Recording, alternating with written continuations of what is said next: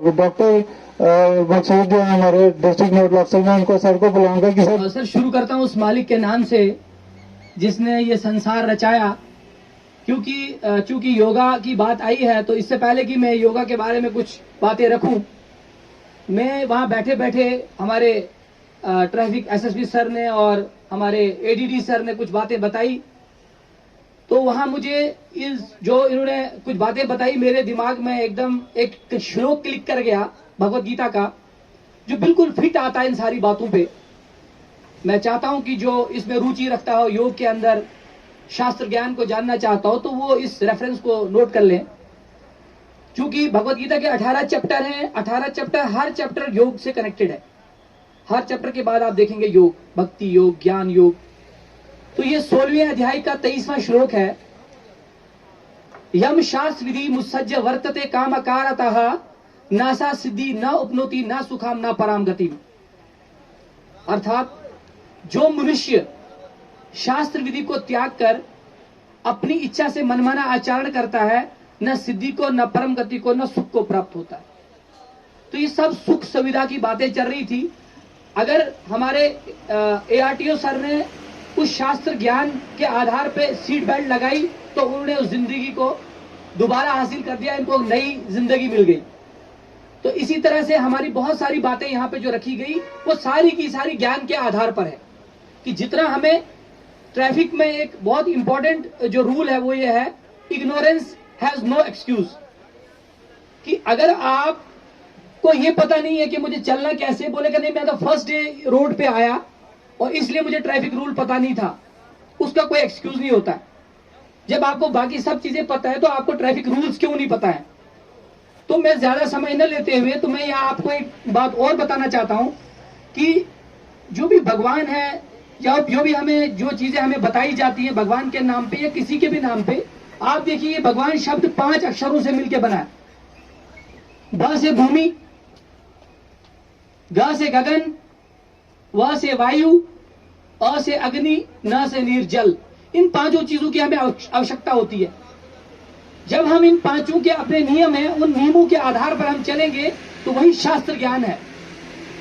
कि जो मनुष्य शास्त्र विधि को त्याग कर, चाहे वो ट्रैफिक रूल से रिलेटेड ज्ञान हो, आप देखते हैं कभी भी जब टेस्ट को पास करना होता है ट्रैफिक का, तो हमें सबसे पहले हमें एक रिटन टेस्ट क्वालिफाई करना होता है ताकि हमें सिंबल समझाया जाए, रेड लाइट का क्या अर्थ है, ग्रीन लाइट का क्या अर्थ है, हमें जहां पे इस तरह का एरो मिलेगा तो कैसे टर्न होना है। ऐसे ही हमारी जिंदगी में यहाँ पे अलग अलग जो है तरीके से हमें समझाया जाता है। और ये जो इस तरह के जो प्रोग्राम हम आयोजित करते हैं या हमारे एआरटीओ साहब के जरिए से जो ये ट्रैफिक वीक मनाया जाता है, ये एक अवेयरनेस है, वो ये ज्ञान है, एक ऐसा प्लेटफॉर्म है जहां से ज्ञान को बांटा जाता है।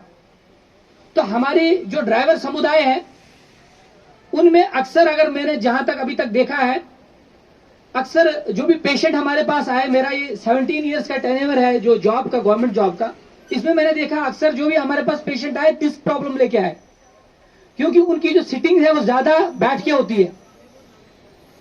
जब वो ड्राइव करेंगे 12 घंटे ड्राइव करेंगे, फिर आके फिर सो जाएंगे, तो उस सिटिंग की वजह से उनके जो पोस्चरल है, उस पोस्चर्स में जो है उसके अंदर डिफॉर्मिटी आ जाती है। तो इसके लिए योगा के कुछ आसन मैं बताऊंगा, 2-3 आसन जो बहुत ही इंपॉर्टेंट है, महत्वपूर्ण है हमारे लिए कि वो करने चाहिए। उसमें एक आता है पादहस्त आसन। उसके लिए मैं क्या करना है आपको, बॉडी को दोनों हाथों को आगे लेके नीचे पूरा बेंड होना है। ये देखिए बहुत सारे लोग हैं वो छू भी नहीं सकते, आप देखेंगे, लेकिन हमारी बॉडी के अंदर स्ट्रेचेबिलिटी होती है, ये स्ट्रेच होती है। मैं तो कर पाता हूँ, लेकिन बहुत सारे में अगर जब यहाँ पे लाऊंगा नहीं कर पाएंगे, लेकिन 1 महीने के बाद अगर वो कंटिन्यू अभ्यास करेंगे तो वो कर पाएंगे। ये देखिए, तो ये चीज क्या है, इससे आपकी जो है स्ट्रेचेबिलिटी, ये एक तो ये पादहस्त आसन बड़ा इंपॉर्टेंट है। दूसरा एक और आसन है जो हमारे जो हमारे काम करने वाले ज्यादातर स्टैंडिंग पोजीशन में होते हैं, उनको एक डिजीज लगती है, डिजीज होती है, उसको वेरिकोस वेन बोलते हैं। वो ज्यादातर हमारे सोल्जर्स जितने हैं उनको होता है, क्योंकि उनकी जो, इसीलिए आप देखते हैं कि उनको जो बैरक्स में जब लगाया जाता है 3-3 घंटे के बाद उनको रिपीट किया जाता, चेंज किया जाता है। क्योंकि जब देखा गया कि लोगों को वेरिकोस वेन मतलब होता है वो वेन्स जो फूल जाती हैं। आप देखते हैं कि हमारे बॉडी में जो एक कम्प्लेक्स निजाम है जो हमारे परमात्मा ने, प्रभु ने, ईश्वर ने बनाया है, कि आप देखेंगे हमने जब तीसरी छत पे घर में पानी चढ़ाना होता है तो हम मोटर का इस्तेमाल करते हैं, तो मोटर से पानी चढ़ता है। लेकिन यहाँ पे कोई ऐसी मोटर नहीं है, लेकिन नीचे से जो है ब्लड जो है आपके पैरों तक जाता है और फिर वापस चढ़ के ऊपर आ जाता है सुपीरियर वेना कैवा में। तो सुपीरियर वेना कैवा और इंफीरियर वेना कैवा से ऊपर आ जाता है, फिर हमारे हार्ट में, फिर सुपीरियर वेना कैवा से नीचे जाता है। तो इस तरह से जो हमारा निजाम है बॉडी का वो चलता रहता है, वहां वॉल्स लगी होती हैं। तो उसके लिए एक आसन बताया गया है, उसको वृक्षासन बोलते हैं। उसका जब किया जाता है प्रयोग तो उससे उस चीज से आदमी बचता है। तो हमने अपने पैर को यहाँ पे लगाना होता है, इस तरह रख के, और दोनों हाथों को ऐसे ऊपर, ये वाली पोजीशन, ये वृक्ष आसन, वृक्ष की तरह होती है, वृक्ष के समान होती है। ये दूसरा आसन ये हो गया। तीसरा हमारा ये कि हमें इस आसन को करना होता है, ये पूरा बॉडी को स्ट्रेच करते हुए पूरा ये ऐसे, इसको बोलते हैं ताड़ासन। तो ये 3 आसन मैं सजेस्ट करता हूँ अपने। देखिए, आपने ध्यान से देखा ये चीज जो सर बता रहे हैं, ये बेसिकली अगर हम बॉडी के लिए थोड़ा सा करें ना तो बॉडी हमारे लिए बड़ा कुछ करेगी। लेकिन अफसोस ये है कि हम सुबह अपने शरीर को इतना मिसयूज करते हैं कि हमें खुद भी शाम को पता नहीं होता और टैबलेट ले लेते हैं, और टैबलेट से डॉक्टर साहब बताएंगे कि इम्यूनिटी कितनी ज्यादा खराब होती है। तो डॉक्टर साहब प्लीज। तो ये जो 3 मैंने बताया, बेसिकली होता क्या है, कई बार हम कहते हैं कि आप बोलते जाओ हम सुनते जाएं, तो वो फिर बाद में भूल जाता है। इसलिए कम बोला जाए और अगर वो चीज हमें याद हो जाए तो वो बेनिफिशियल बनता है। मैं यहाँ बहुत सारे आसन दिखाने के बजाय आपको 3 आसन दिखाए। एक क्या करना है आपको कि बैंड होना है, जब भी आपको टाइम मिले, फ्री मिले हो, तो अपनी बॉडी की फ्लेक्सिबिलिटी को बनाएं, जिससे आप आहिस्ता आहिस्ता जो है अब नीचे टच करने लगेंगे। तो जो आपकी ये जो बोन्स है पीछे, तो वो दूसरा मैंने आपको बताया कि आपने एक पैर जो है दूसरे आपने यहाँ पे थाइस के ऊपर यहाँ पे आपने जब रखा, तो उससे क्या होगा कि आपकी जो हमस्ट्रिंग मसल्स हैं ये स्ट्रांग होंगी।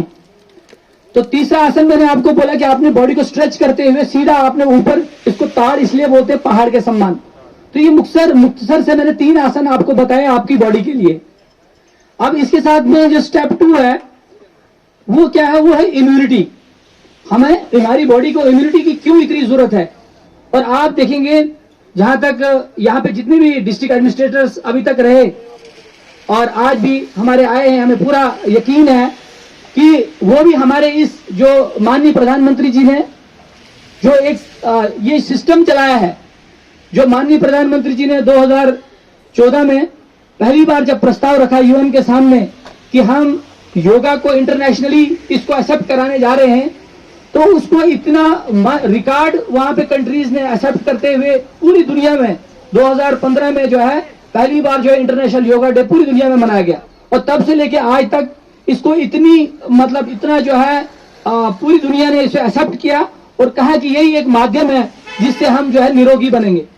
इस निरोग बनने के लिए हमें क्या बताया है आयुर्वेद ने, वो बताया है कि हिता हितम सुखम दुखम आयुस्तस्य हिता हितम मानव चतुरोग आयुर्वेद सौच्यते, कि हित और अहित, सुख और दुख, उसके लिए क्या करना है, प्रयोजनम चास्य स्वस्थ रक्षण मात्र स्वीकार पुष्पनम चा।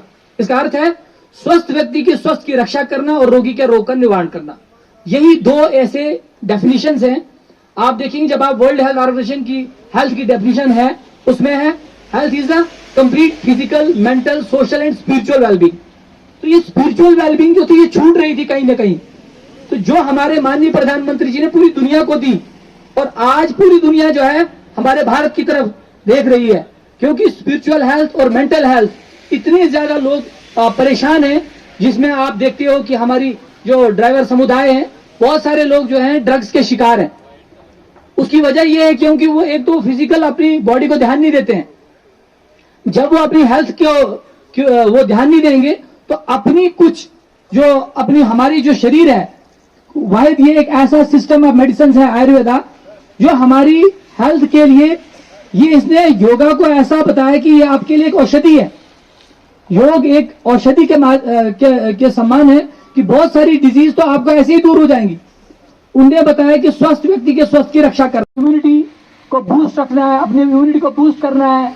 आप जब योगा करेंगे आपका मानसिक संतुलन बना रहेगा, मेंटल हेल्थ, तो इसके लिए इन्होंने बताया है कि प्रयोग कर रहे हैं उसका भी हमारे ऊपर असर पड़ता है। तो कायिक, वाचिक और मानसिक, काया मीन्स बॉडी, वाचिक मीन्स जो हम जबान से बोलते हैं। तो इसलिए हमारे, तो ऐसे ही मैं अपने भाइयों के साथ ये गुजारिश करूंगा कि अपने शब्दों का इस्तेमाल अच्छा करें। जितना आप अच्छा शब्दों का इस्तेमाल करेंगे उतना जो है वो आपके शरीर के ऊपर अच्छा असर डालेगा, और आपको जो कस्टमर है, जो आपके पास आ रहे हैं, वो भी आपको सम्मान देंगे, रिस्पेक्ट देंगे। तो कायिक तो हो गया बॉडी, कि बॉडी के ऊपर आप कैसे करेंगे। उस बॉडी के लिए हमने यहाँ पे कुछ इम्यूनिटी बूस्टिंग रखे हैं, वो आपको यहाँ से प्रोवाइड किए जाएंगे। तो ये हमारे ARTO साहब ने रिक्वेस्ट की कि आप यहाँ दें, वरना हमारे डिपार्टमेंट ने तो ये कोविड के दौरान बहुत लाखों की तादाद में बांटे, लेकिन इन्होंने स्पेशल रिक्वेस्ट किया कि नहीं, आज हमें फिर किट्स देनी है, तो हमने आपके लिए यहाँ पे इनके कहने पे हमने जो है आपको प्रोवाइड कर रहे हैं। तो हम इनका शुक्रिया अदा करते हैं कि हमें अपॉर्चुनिटी दी। तो इसके साथ साथ ये शरीर के लिए आपको दिए जा रहे हैं, उसके साथ साथ आपको योगा की कुछ चीजें इनको आपने करना है। कायिक और मानसिक तनाव कम करने के लिए आपको एक प्रॉपर मात्रा में जो है वो नींद लेनी है। जब आप प्रॉपर नींद लेंगे तभी जाके आप जो है आपकी इम्यूनिटी बनी रहेगी। मैं आपका ज्यादा समय न लेते हुए एक शेर से इस अपनी जो है वाणी को विराम देता हूं। वो ये है कि हाल को मुस्तकबिल के खातिर बांध दिया है माजी से। हाल को मुस्तकबिल, अगर आप फ्यूचर चाहते हैं, आप हमारा फ्यूचर है, हमारे देश के फ्यूचर है। हम अगर अपने भारत को विश्व गुरु बनाना चाहते हैं तो वो हम आप सबकी कलेक्टिव एफर्ट होगी। वो किसी एक RTO साहब की, SSP साहब की, या ADDC साहब की, या किसी और साहब की नहीं, हमारी सबकी जब कलेक्टिव, हर नागरिक, चाहे वो हमारा सफाई कर्मचारी से लेके एक उच्च अधिकारी तक, जब हम अपनी जिम्मेदारियों को सही तरीके से अंजाम देंगे तभी हम भारत को विश्व गुरु बना सकते हैं। कि हाल को मुस्तकबिल के खातिर बांध दिया है माजी से, तीर को जितना पीछे खींचो उतना आगे जाता है। हाल का गम, कल की उलझने, माजी की याद, इन सब को मिला दो, मेरी तस्वीर बनेगी। जय हिंद, जय भारत।